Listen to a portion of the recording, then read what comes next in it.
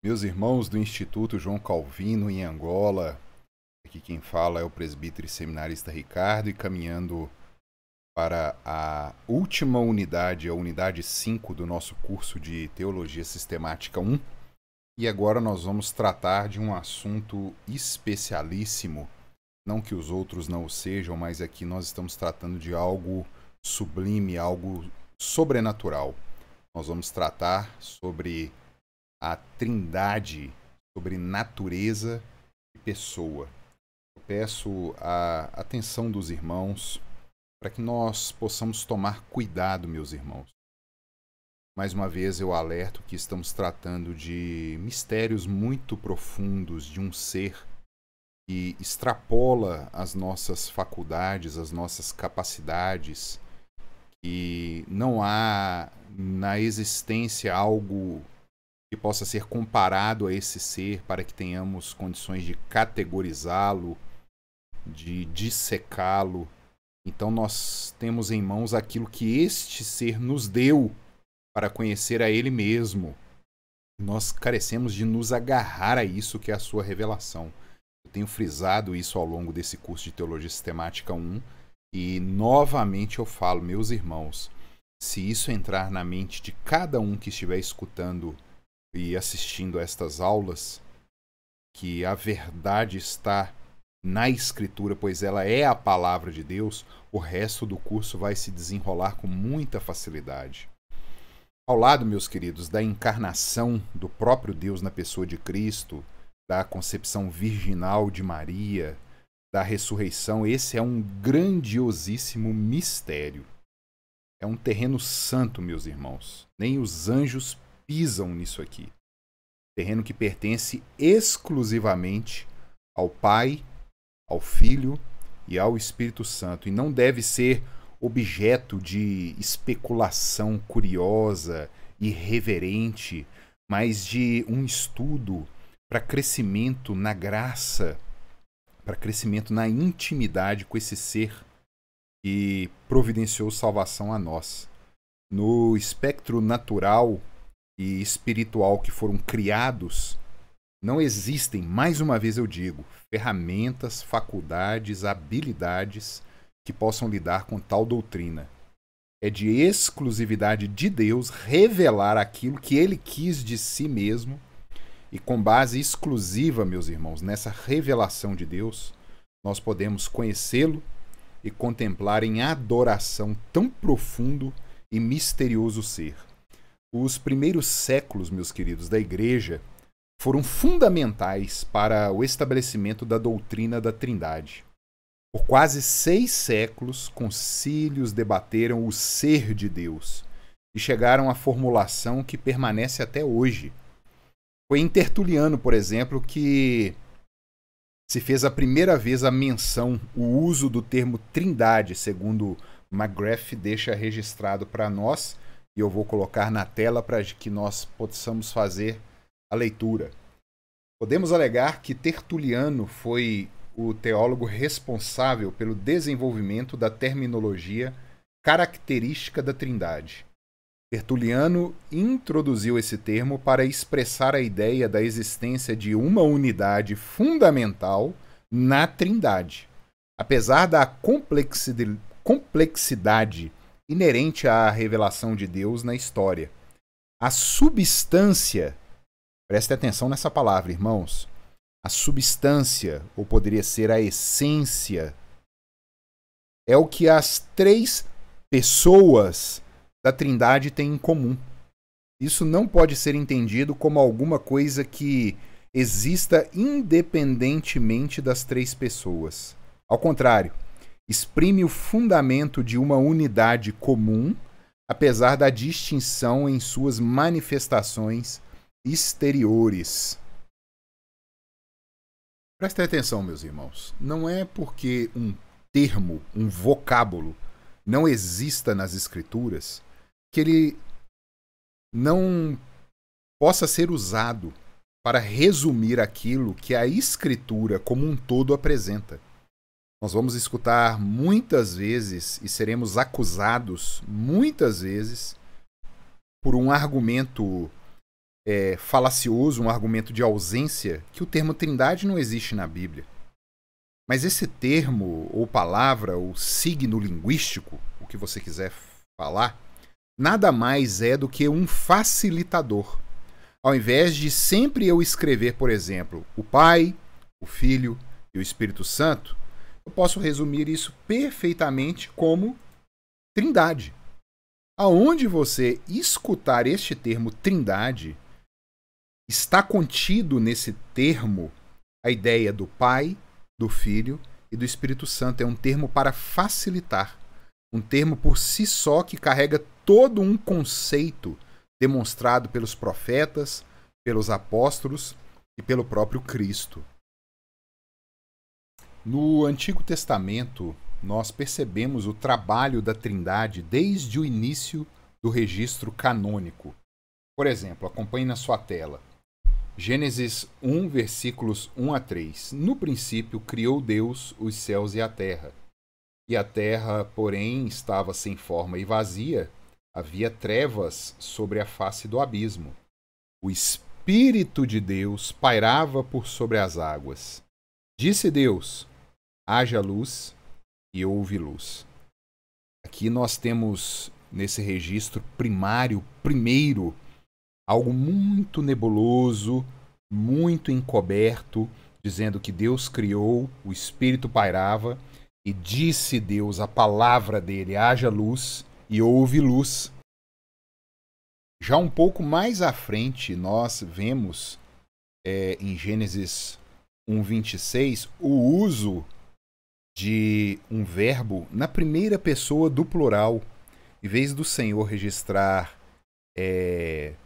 faço o homem à minha imagem, conforme a minha semelhança, ele registra que façamos o homem à nossa imagem, conforme a nossa semelhança. Esse em Gênesis 1:26 que está na tela. Também disse Deus: façamos o homem à nossa imagem, conforme a nossa semelhança. Por que plural aqui, meus irmãos? Tenha ele domínio sobre os peixes do mar, sobre as aves dos céus, sobre os animais domésticos, sobre toda a terra e sobre todos os répteis que rastejam pela terra. Alguns teólogos defendem que é um plural majestático, um plural de elevação de pessoa, mas fica no campo de especulação. O Espírito pairava, Deus criou, disse Deus haja luz e houve luz, façamos o homem. Isso já são indícios no Antigo Testamento que por si só poderiam dizer, não, mas isso não diz nada.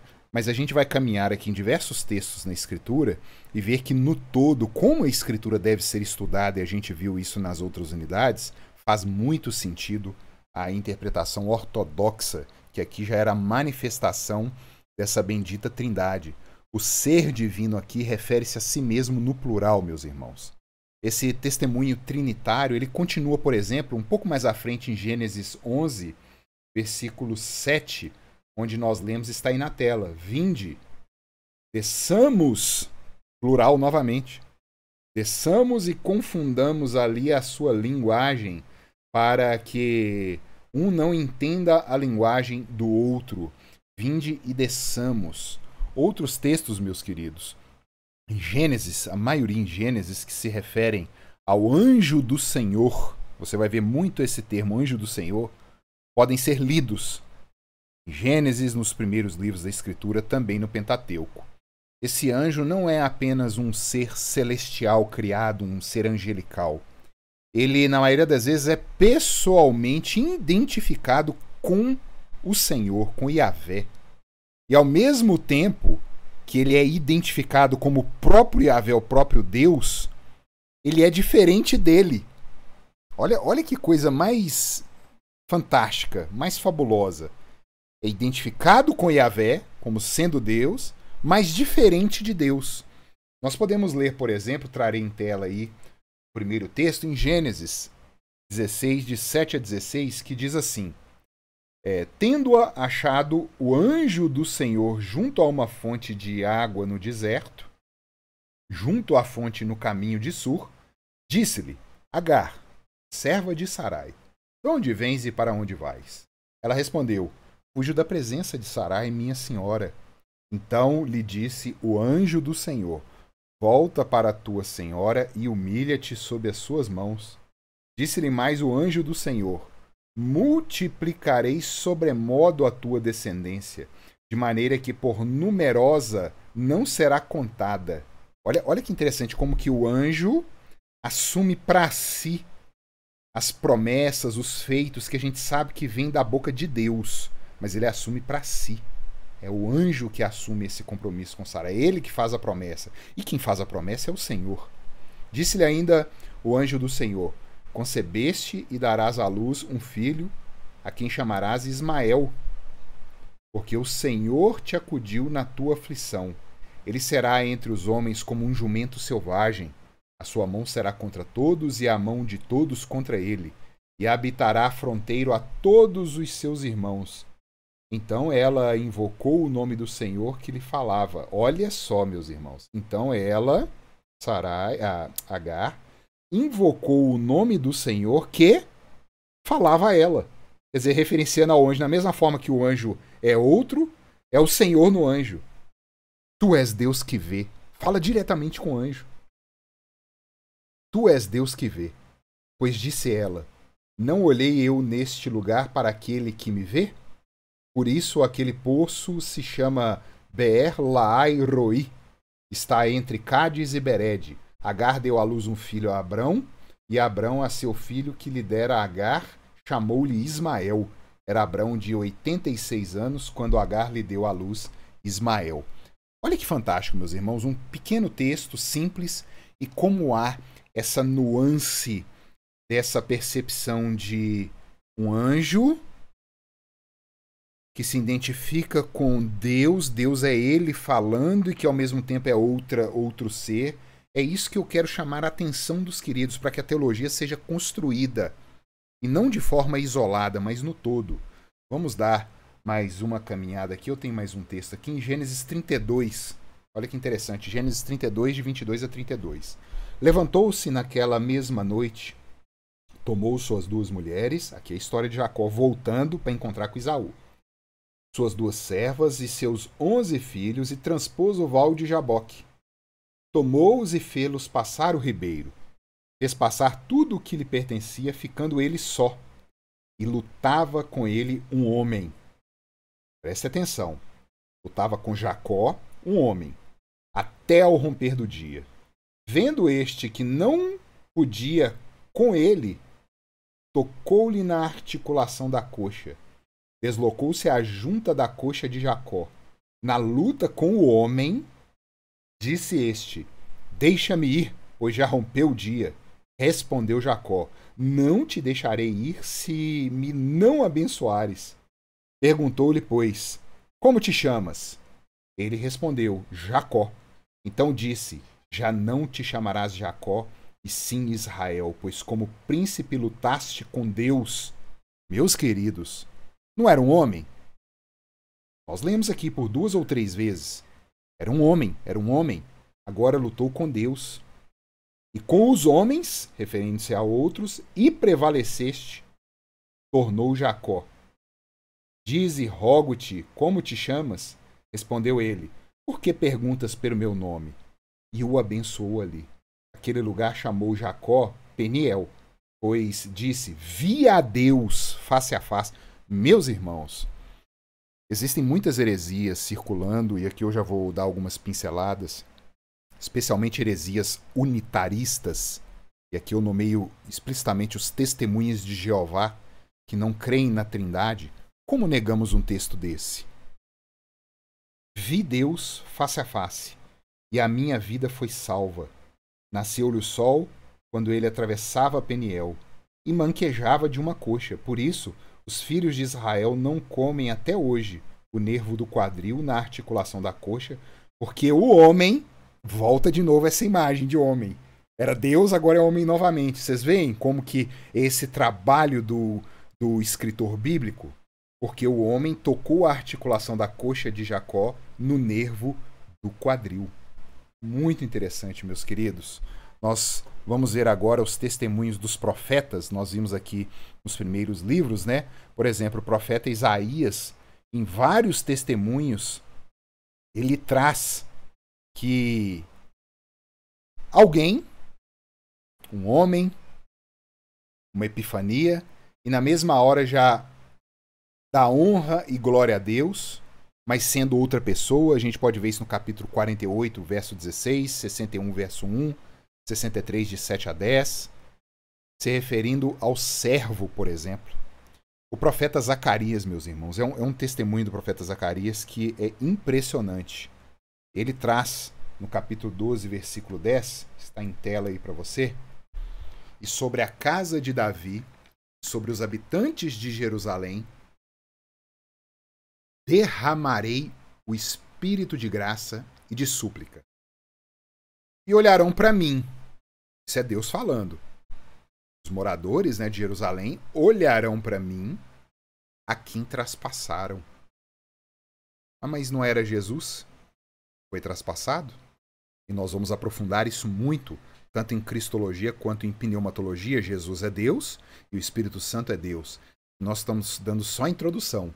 Olharam para mim, Deus falando, a quem traspassaram, mas foi Jesus. E o chorarão ou prantearão como quem pranteia por um unigênito. Quem que Jesus é quando ele encarna em Maria? Unigênito. E chorarão amargamente por ele, como se chora amargamente pelo primogênito. Jesus, depois de assunto ao céu, se torna o primeiro de muitos irmãos, o primogênito. Esse é o testemunho do profeta Zacarias, séculos antes do nascimento do nosso Senhor. Saindo, meus irmãos, do Antigo Testamento, no Novo Testamento, esse testemunho trinitário, ele vai se tornando muito mais claro. Vocês lembram que nós dissemos aqui nas primeiras aulas, que especialmente a teologia bíblica, que dá muitas informações para a sistemática, ela tem como fundamento e objetivo estudar essa progressão da revelação da Escritura. Por isso a importância, mais uma vez, do estudo da Escritura como um todo, com essa unidade aliancista, com essa unidade redentiva, a história de um Deus que intervém em favor de homens caídos. Esse é o fio de ouro que liga a Escritura, Cristo sendo revelado. Então, no Novo Testamento, nós temos um testemunho muito mais claro. Já no início do Evangelho de João, é fenomenal. Podemos conferir o testemunho do apóstolo que aquele que havia se tornado carne, Jesus Cristo, era o verbo que estava com Deus, aquele que nós lemos aqui em Gênesis 1. E disse Deus, haja luz, o poder da sua palavra. Estava com Deus e também era Deus, é o testemunho de João. E que por ele, por esse verbo, por essa palavra, por esse logos, tudo foi criado. Os evangelhos de Mateus, Lucas e Marcos, por exemplo, narram o batismo de Jesus. Colocarei em tela aí para os queridos Mateus 3, dos versículos 13 a 17, que tem o seu correspondente em Lucas 3, de 21 a 22, e Marcos 1, de 9 a 11, que diz assim em Mateus 3, de 13 a 17. Por esse tempo, dirigiu-se Jesus da Galiléia para o Jordão, a fim de que João o batizasse. Ele, porém, o dissuadia, dizendo: eu aqui preciso ser batizado por ti, e tu vens a mim? Mas Jesus lhe respondeu: deixa por enquanto, porque assim nos convém cumprir toda a justiça. Então ele o admitiu. Batizado Jesus, saiu logo da água, e eis que se lhe abriram os céus, e viu o Espírito de Deus descendo como pomba, vindo sobre ele, meus irmãos. Jesus Cristo, Filho de Deus, e o Espírito Santo descendo como pomba sobre ele. E eis uma voz dos céus que dizia: este é o meu Filho amado, em quem me comprazo. A voz do Pai falando: este é o meu Filho, o Espírito Santo sendo entregue e ungindo ao nosso Senhor com todo o poder e toda a glória. Foi dado sem medida o Espírito Santo para o nosso Senhor. É essa aparição simultânea dessas três pessoas nominalmente identificadas nas Escrituras. O Filho recebendo o batismo, o Espírito vindo como pomba e a voz do Pai dizendo que aquele era o seu Filho amado. O autor aos Hebreus, meus queridos, confirma em Hebreus 1:2 que o Pai é o Criador e ao mesmo tempo, Gênesis 1:2 nós vimos, diz que o Espírito estava envolvido nessa criação. A autoridade trinitária está presente muito claramente, por exemplo, na primeira carta de João, capítulo 5, versículo 7, está em tela aí. Pois há 3 que dão testemunho: no céu o Pai, a Palavra e o Espírito Santo, e estes 3 são um. 1 João 5, 7. É claríssimo esse testemunho. E mais claro ainda é o final do Evangelho de Mateus, aquilo que ficou conhecido como a Grande Comissão. Ali, explicitamente, Jesus Cristo diz, olha o que ele deixou para nós. Ide, portanto, fazei discípulos, é a ordenança, é o imperativo, fazei discípulos de todas as nações, batizando-os em nome do Pai e do Filho e do Espírito Santo. O que nós vamos fazer com isso aqui, meus queridos? Batizando-os em nome do Pai, do Filho e do Espírito Santo, a bendita Trindade. Ah, mas o termo Trindade não existe na Bíblia. Vocês conseguiram entender? Eu uso para facilitar o Pai, o Filho e o Espírito Santo. É isso que significa Trindade. Ensinando-os a guardar todas as coisas que vos tenho ordenado, e eis que estou convosco todos os dias até a consumação dos séculos. Esse é o testemunho do nosso Senhor. Isso é a Trindade sendo manifestada durante todo o decorrer da Escritura, com diversos outros testemunhos, diversos outros textos que nós não temos o devido tempo para analisarmos aqui com os queridos. Meus irmãos, e aí chegamos no ponto que nós precisamos tratar de uma questão. Mas como que esse único Deus, vivo e verdadeiro, que dá testemunho de si mesmo, dizendo: ouve Israel, eu sou o único Senhor, um Deus, e se ele é único, como ele é 3? Como que isso funciona? Não existe uma contradição nisto? Essa poderia ser uma questão em que muitas vezes nós somos acusados, e nós temos que estar prontos para dar razão da nossa fé, dar uma resposta, porque Deus ele trabalha no campo lógico. Como que isso funciona? Como uma coisa é 1 e 3 ao mesmo tempo? Isso fere diretamente, meus queridos, a lei da não contradição aristotélica, por exemplo, que rege a própria realidade do mundo, a própria existência. Se o Deus Pai é Deus, se Jesus o Filho é Deus, e se o Espírito Santo é Deus, temos então 3 deuses, e não um. Não poderia ser essa a pergunta que a gente poderia fazer? Mas com certeza, meus queridos, a lei da não contradição nos diz que uma coisa, ela não pode ser e ser ao mesmo tempo, do mesmo modo e no mesmo sentido. E isso aqui é o que eu vou pedir a atenção dos queridos. Se eu dissesse, por exemplo, esse quadrado é redondo, é contraditório, ele não pode ser. Se ele é quadrado, ele tem 4 lados. Ele não é redondo com um círculo. Isso é uma contradição. Ele não pode ser quadrado e redondo no mesmo tempo, quer dizer, naquele mesmo momento que eu vi, do mesmo modo e no mesmo sentido. E aqui está, meus queridos, o grande mistério da Trindade. Essa teologia que foi desenvolvida aí pelos primeiros séculos, 6, 7 séculos. Quando nós tratamos da Trindade divina, preste muita atenção. Nós estamos tratando de natureza que pode ser sinônimo de substância, de essência. E do outro lado, nós estamos tratando de pessoa, de pessoalidade.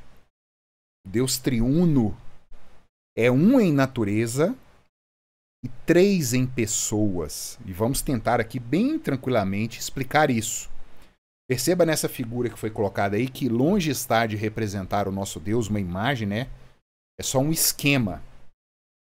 Essa imagem como um todo, ela é a substância, ela é a essência espiritual de Deus.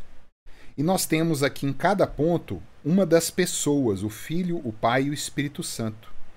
Perceba que o Pai, que está lá em cima, ele é Deus, tem uma setinha preta ligando e dizendo o Pai é Deus. Mas o Pai não é o Filho, e o Filho também não é o Pai, e o Pai não é o Espírito Santo, e o Espírito Santo não é o Pai. E assim as outras 2 pessoas. O Filho é Deus, essa substância única faz parte do seu ser, mas a sua pessoalidade ela é distinta da do Pai e do Espírito Santo. E assim o Espírito Santo. A sua substância ela faz parte do seu ser, desse único Deus, mas a sua pessoalidade ela é distinta da do Pai e da do Filho.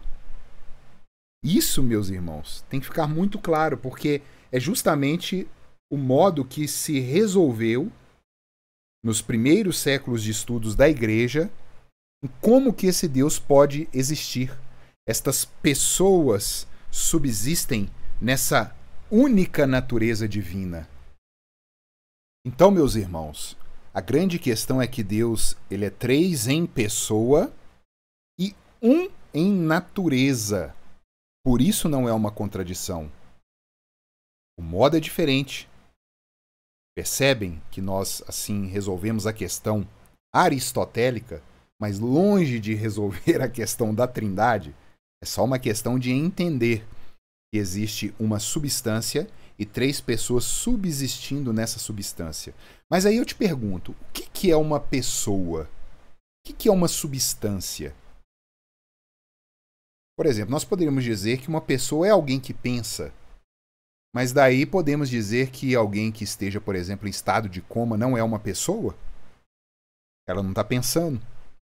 Ela não tem consciência do que está acontecendo. Ela não deixou de ser uma pessoa. Um parente seu muito querido continua a ser uma pessoa, mesmo que esteja em um estado de coma, e nunca você aceitaria que alguém dissesse o contrário, que ali não há uma pessoa. Você ficaria irado com isso. Então, o que é uma pessoa? O que significa pessoalidade? A definição, meus irmãos, desse termo pessoa é um desafio tanto teológico quanto filosófico, muito profundo. Não é simples. Um feto no ventre da sua mãe é uma pessoa desde a sua concepção. A Escritura assim nos diz. Os anjos são seres pessoais. Olha que interessante isso. Muitas vezes a gente não pensa nos anjos, né? Eles são seres pessoais. A Escritura defende a pessoalidade angelical. Eles não possuem um corpo material, mas são criaturas pessoais e relacionais. Um conceito que pode lançar um pouco de luz, meus queridos, sobre essa questão da personalidade.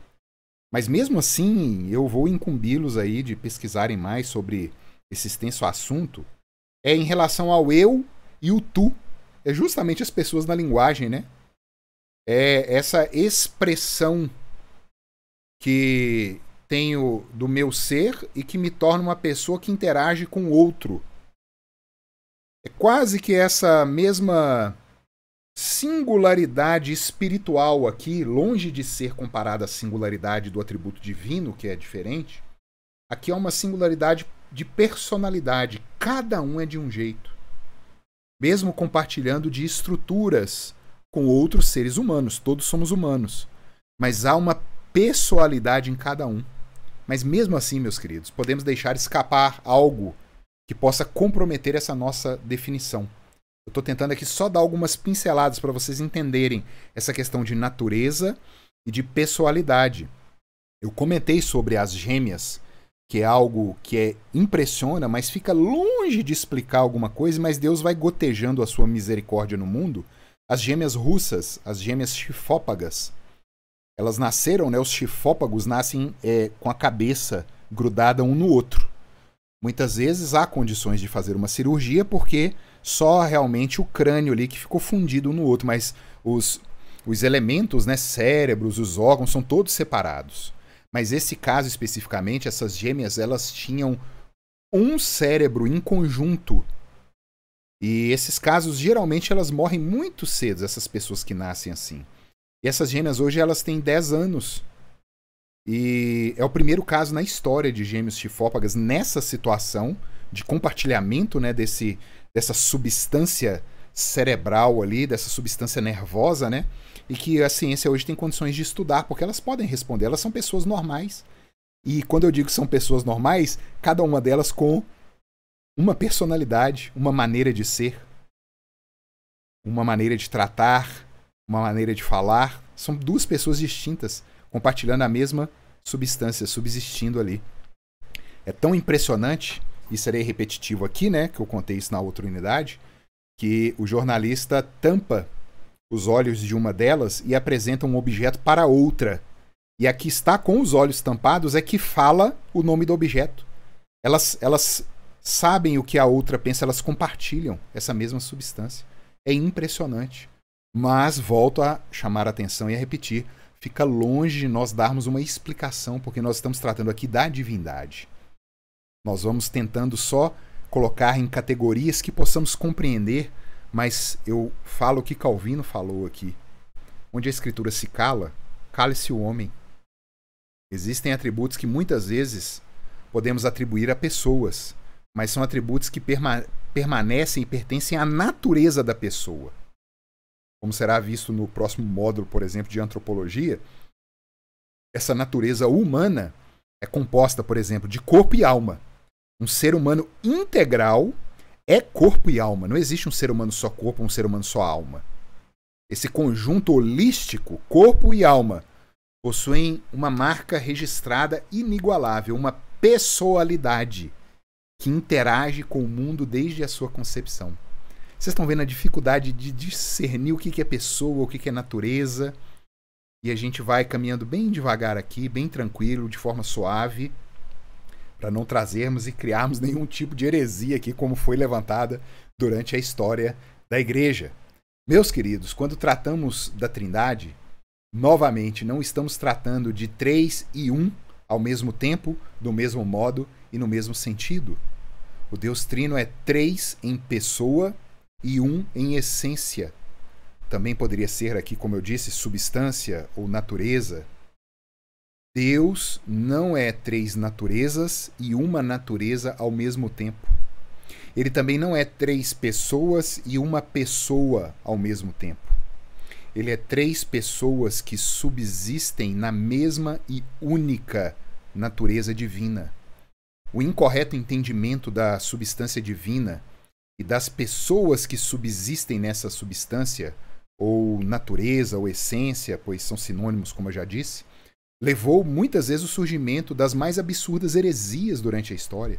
O unitarismo, que eu já comentei aqui, o modalismo, que diz que Deus no Antigo Testamento era o Pai, mas na encarnação de Cristo ele se transformou em Cristo, e depois que Cristo morreu, ele se transformou no Espírito Santo. Eram modos de Deus se apresentar, mas era o único Deus. Não tinha 3 pessoas. Nós temos o triteísmo, que diz 3 deuses, também heresia. O ebionismo, que diz que Jesus era plenamente pessoa e o Espírito Santo era um poder, era o próprio Pai, era um dinamis dele. O docetismo, o gnosticismo. E aí vai. Várias outras.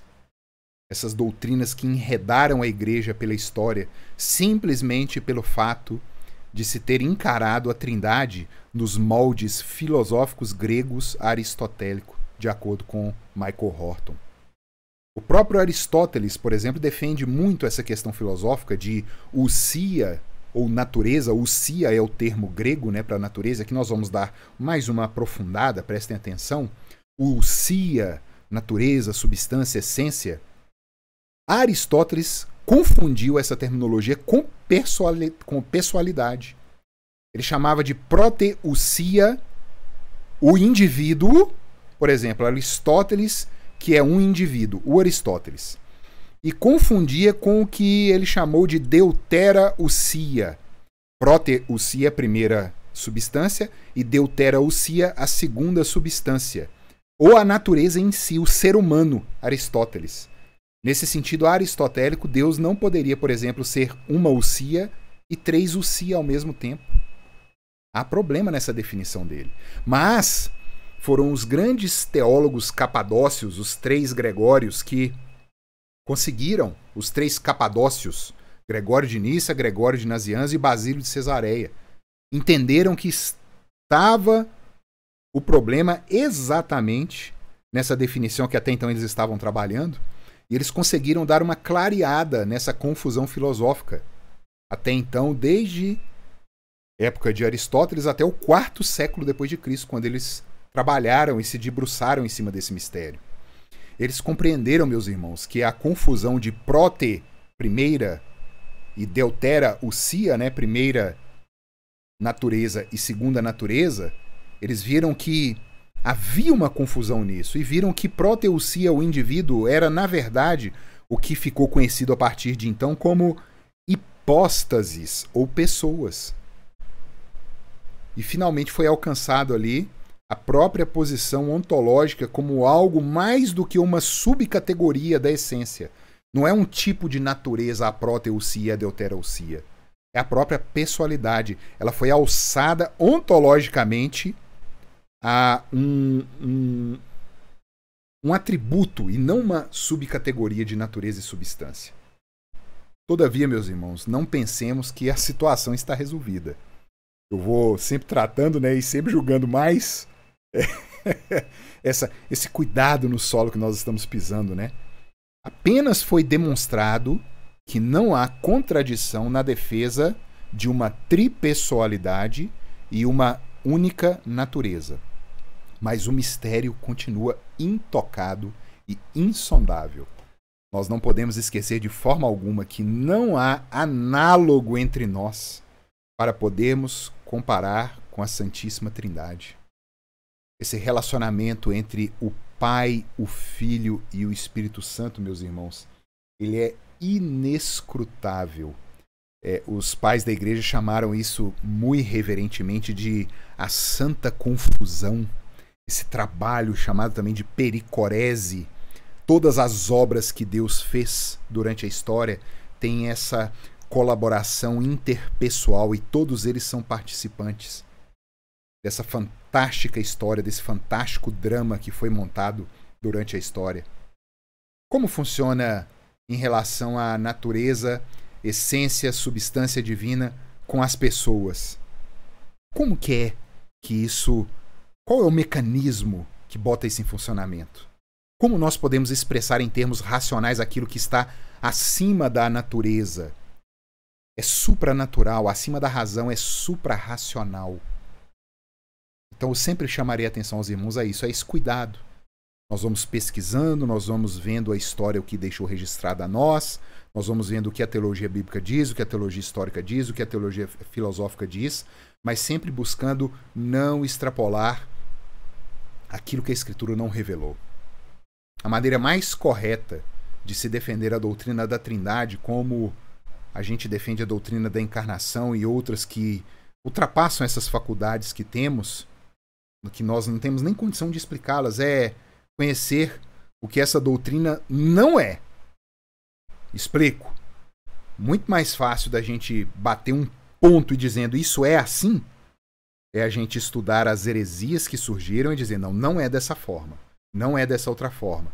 Criar barreiras para que ali dentro a gente caminhe. Porque se Deus fosse um ser que a gente fosse capaz de explicar, ele não seria Deus. Então, caminhando dessa forma e dizendo o que a doutrina não é, nós teremos condição de fugir desses erros que aconteceram. Identificando esses novos ventos de doutrina heréticos que já foram combatidos séculos antes. Hoje os testemunhos de Jeová são os mesmos arianos do início dos séculos. E assim a gente não perde tempo. E aqui eu trago uma palavra de Gregório de Nazianzo, que deixou registrado da seguinte forma. Olha que coisa sublime, né? Antes de mais nada, guardai-me este bom depósito, pelo qual vivo e combato, com o qual quero morrer, e me dá coragem para suportar todos os males e desprezar todos os prazeres. Refiro-me à profissão de fé no Pai, no Filho e no Espírito Santo. Eu vou-la confio hoje. Eu vou-la dou por companheira e protetora de toda a vossa vida. Dou-vos uma só divindade e potência, uma nos três, e abrangendo os três de maneira distinta. Divindade sem diferença de substância ou natureza, sem grau superior que eleve, nem grau inferior que abaixe. É de três infinitos a infinita connaturalidade. Deus integralmente, cada um considerado em si mesmo. Deus, os três considerados juntamente. Assim que comecei a pensar na unidade, logo me encontrei envolvido no esplendor da Trindade. Mal começo a pensar na Trindade, logo à unidade sou reconduzido. Olha que coisa fenomenal. Como que, de uma forma até poética, uma teologia estritamente bíblica, Gregório de Nazianzo conseguiu colocar isso para nós.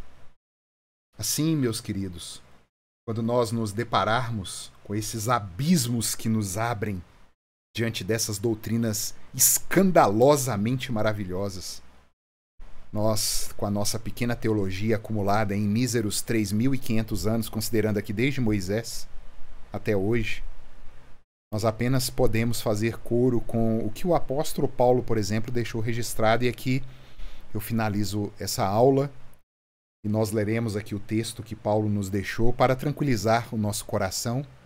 E já agradecendo a Deus por essa oportunidade de ter conduzido os irmãos até aqui. E crendo que vamos continuar, se assim Deus nos abençoar, nas próximas disciplinas. E finalizando e deixando como diria o apóstolo Paulo, entranhados afetos de misericórdia com os irmãos. E eu convido a cada um aí, onde esteja, a ler junto comigo. E aqui eu finalizo e me despeço. Ó profundidade da riqueza, tanto da sabedoria como do conhecimento de Deus! Quão insondáveis são os seus juízos e quão inescrutáveis os seus caminhos! Quem, pois, conheceu a mente do Senhor? Ou quem foi o seu conselheiro? Ou quem primeiro deu a ele para que lhe venha a ser restituído? Porque dele, e por meio dele, e para ele são todas as coisas. A ele, pois, a glória eternamente. Amém. Amém.